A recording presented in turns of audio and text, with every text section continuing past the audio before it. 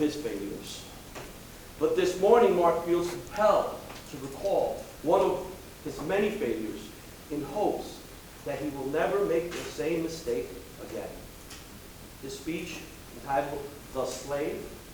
Please welcome distinguished Toastmaster Mark Ahlers. All right.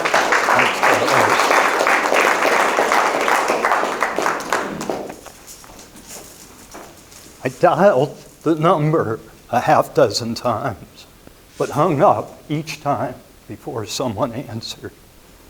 But I couldn't procrastinate any longer. My taxes were due. I didn't have the money to pay them.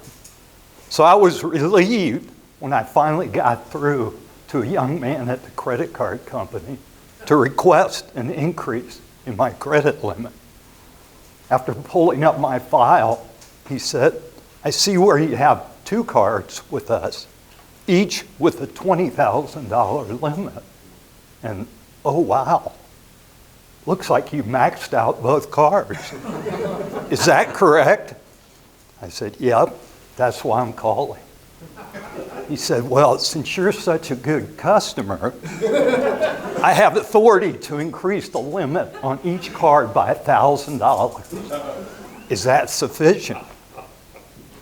After a long pause, I said, $2,000 would be nice, but I actually need $20,000 so I can pay my income taxes.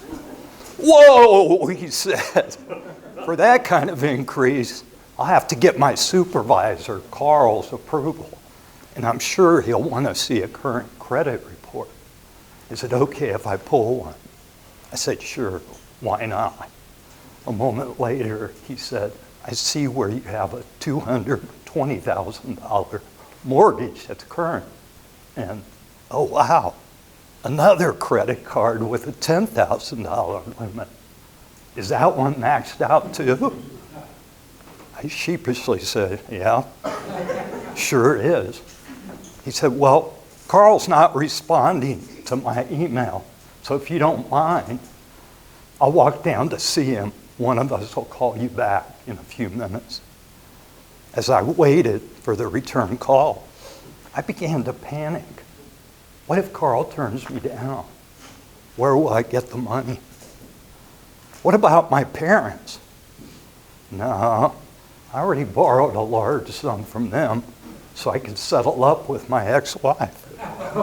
And I still haven't paid them back. What about my law partners? No, I really don't want them to know that I'm broke. Hey, what about my ex-wife?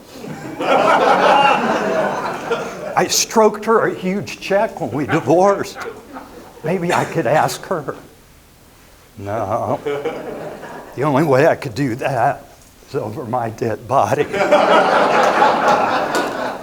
That won't work. So finally, I said a prayer. "Lord, if it's not too much trouble, please have Carl approve my request." No more than a second later, Carl called and said, "Congratulations, we've increased your credit limit by $20,000. I thanked Carl, hung up the phone, and then looked skyward and said, "Thank you, Lord."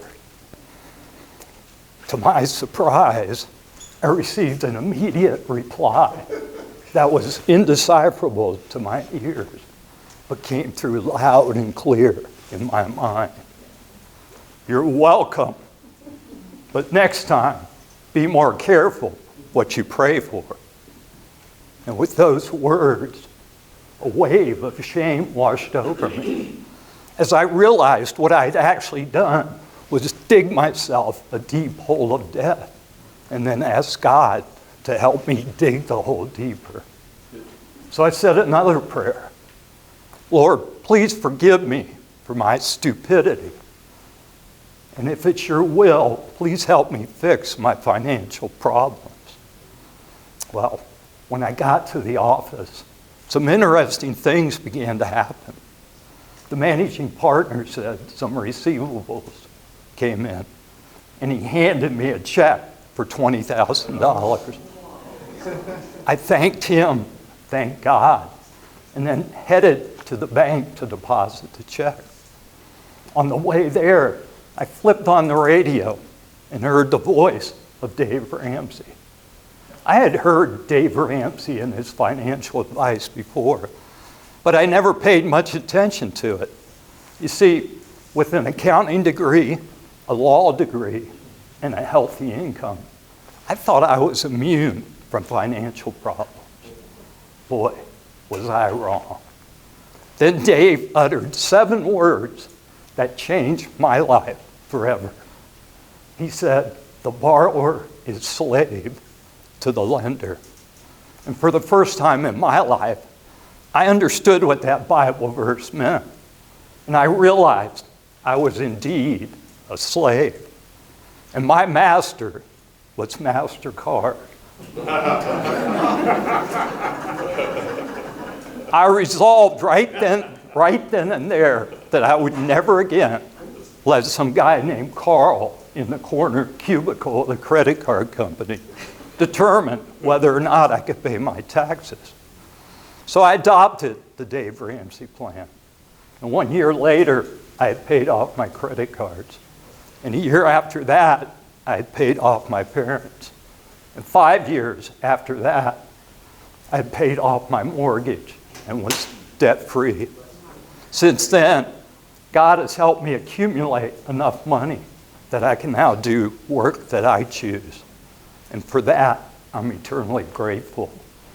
So, how is all this germane to you?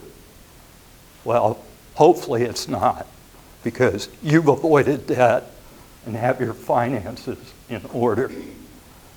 But if you become a slave to the lender, like me, I pray that one day soon, you too will reach your financial breaking point and decide that being a slave is no longer acceptable. Because as Mahatma Gandhi says, the moment you resolve to no longer be a slave, your shackles will fall. Mr. Toastmaster.